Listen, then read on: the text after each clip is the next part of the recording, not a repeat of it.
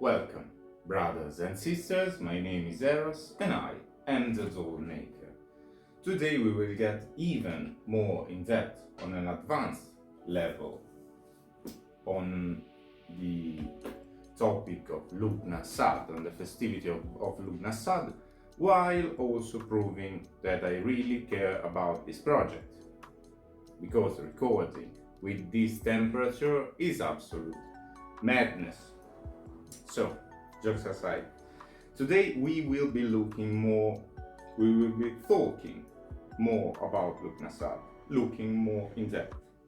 So make sure that you have watched the previous episode and remember that the advanced analysis is the hardest one to follow.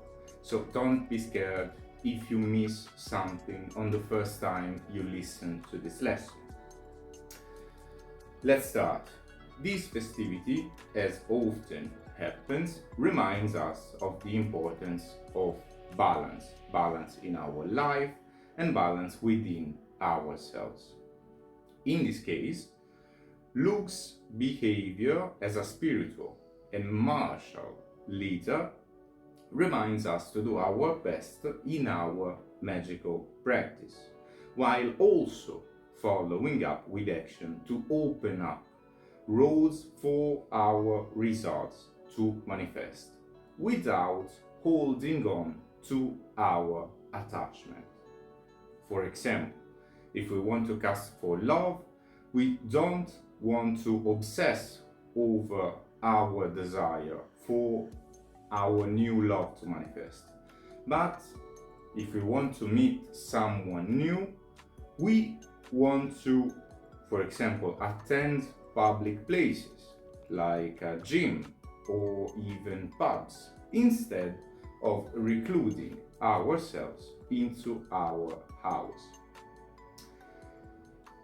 Now, the image of the plentiful harvest of the season and the festivity. This is a season that is directed to darker times, reminds us also to use our advantages to prepare for harder times in the future, when and if they are actually going to happen. So we want to be just like a warrior, hoping for an actual conflict never to occur, never to actually happen, but keeping ourselves trained for whatever may come. This is also warning us to train our techniques, forgive me, to be ready to use them if necessary, while also using our rituals to make sure that we are in balance, in the same way we should periodically do, but with particular attention in this moment, in this festivity. Of course, if you need a major adjustment in your balance, you may want to use the major or supreme ritual of the pentagram. But more often than not, a correct execution of banishing Saturn and banishing Earth should be more than sufficient. Now, if these workings are a little overwhelming for us at this point of our study, we can adapt our middle pillar to focus on our positioning between Boaz, the pillar of severity, and Yakin, the pillar of mercy, or the pillar of grace, depending on the grimoire you have studied on. And we want to attune to resonating figurative, perfect balance in the universe through this double action of being strong, as Boaz suggests, but also receptive of situation that may happen and preparing in advance, as Yakin suggests. Now, for my brothers and sisters with a pagan approach, the sun is still roaring and summer is promising her fruits.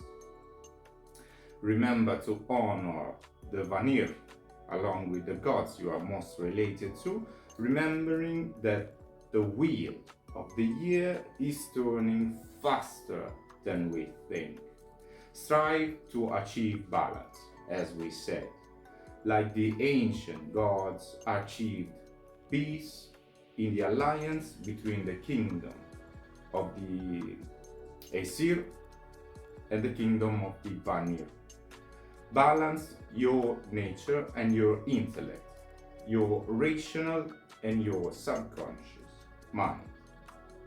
For my brothers and sisters, with a more hermetic approach, remember that knowing darker times are coming and harder times may come is different from letting ourselves fall into desperation. Quite the contrary, use this time to empower yourself, working with supreme entities related to the sun is recommended. I strongly recommend to work with entities related to the sun, especially in this season, especially in this festivity. For example, you may work with mighty entities like Archangel Michael, Michael in our tradition, or Lucifer.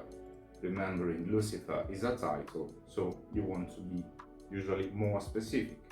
And you can choose the solar entity you resonate most with depending on your path, on your personal path.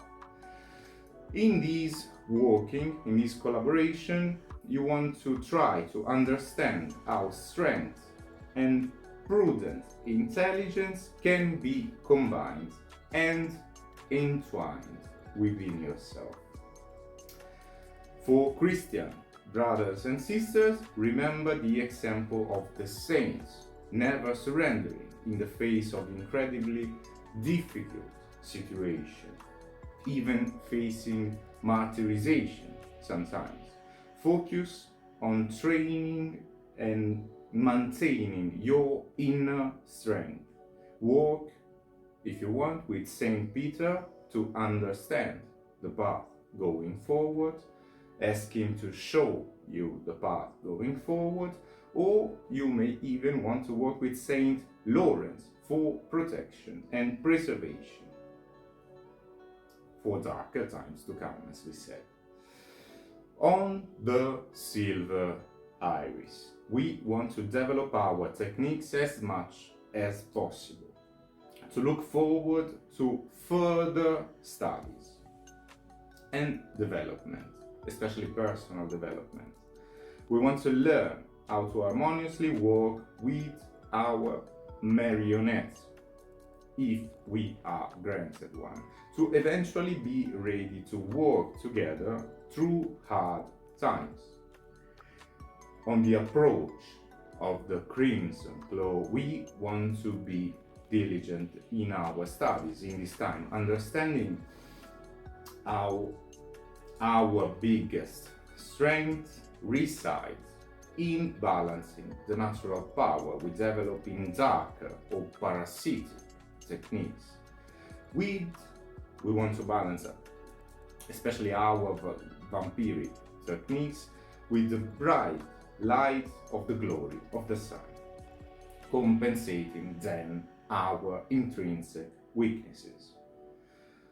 For those who walk the path of the dreamer, focus on your exploration in brighter sides of the tree of eternity, deepening your knowledge. So in darker times, we are going to explore darker realms, hidden in the earth, in the roots of the tree of eternity, deepening then our understanding in the months to come and in our studies to come. This is it. As always, I deeply honor you If you got until this point, you got my respect. As always, I deeply thank you for your kind attention, and may eternal light shine